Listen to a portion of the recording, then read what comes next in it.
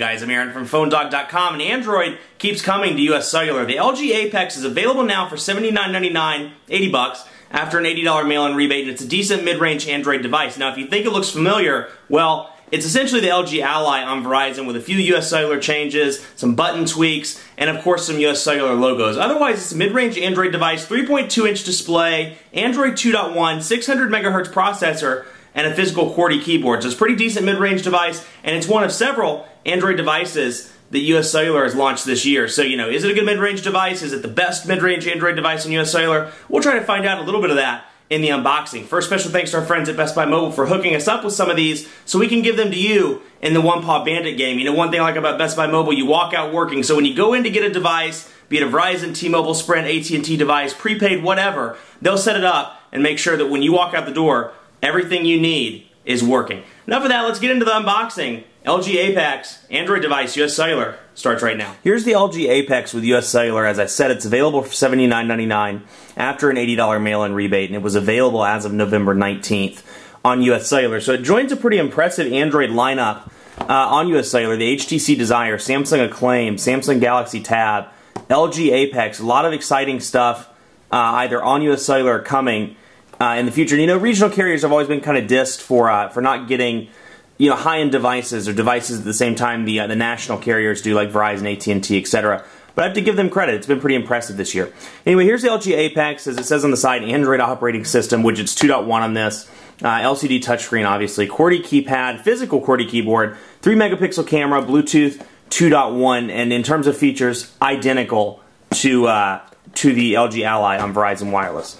Let's take a look here, and you know, as I've said before, US Cellular is a CDMA carrier, so US Cellular's PR team activates this for us prior to sending it out to us. So here's the Apex, and if you compare it to the Ally, you'll notice some changes, like button differences, a slight difference in the menu button and in the power button, or excuse me, the send and end key, which also is the power button on the bottom here. Otherwise, you know, color schemes are a little bit different, but the keyboard is virtually unchanged, as is the back, save for the color scheme, and of course the US Cellular logo. We'll get to that in just a second. Let's take a look at the box.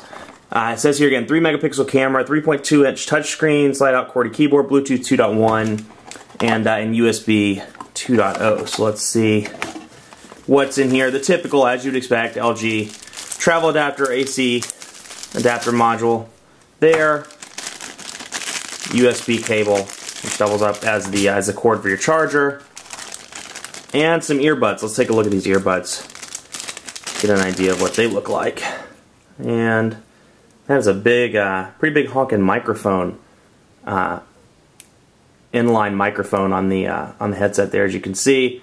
And then here's what the earbuds look like. Pretty basic, low-end earbuds. Nothing to be too excited about, but still nice to include it in the box.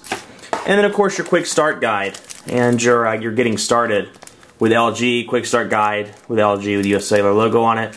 So you get those down in the box. Let's pull that aside. Let's turn the sucker on.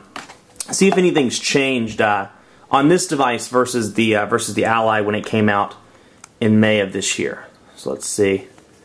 Get the stickers off. Let's see if this one makes a big noise. Actually, let's see if I can get this one off first. See if it makes a noise. Nah, not nearly as loud as I would like, but not bad.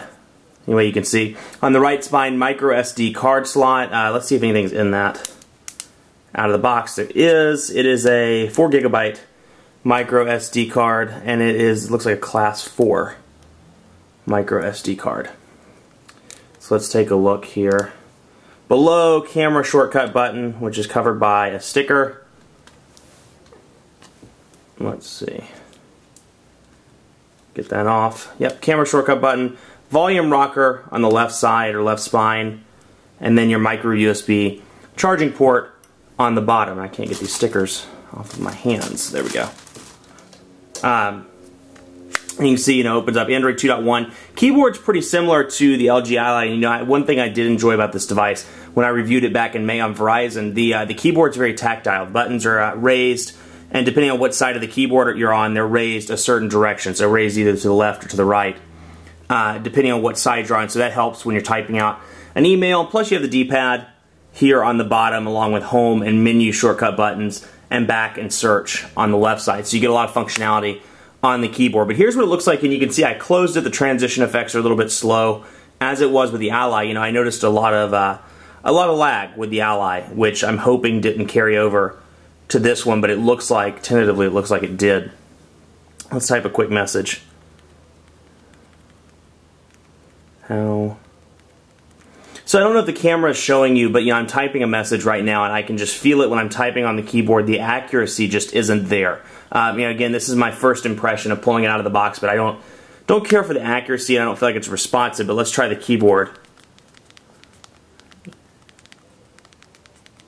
which it seems to be, you know, minus my mistakes that I'm making, it seems to be a little bit easier to type on the keyboard versus the on-screen one.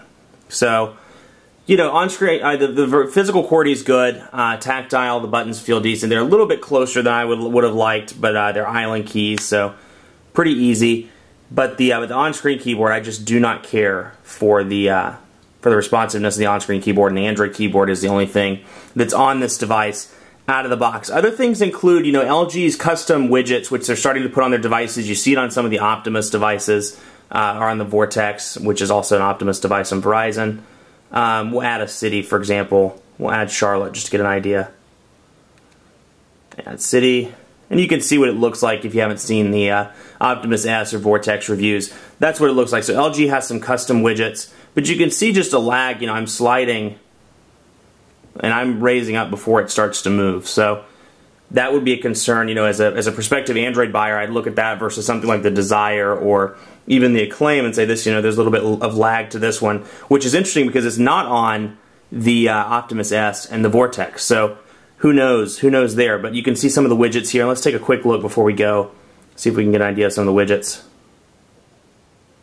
Well, see, it's just very, it seems to be very unresponsive widgets. Okay, so we have the alarm clock, dual clock, some of the different widgets here.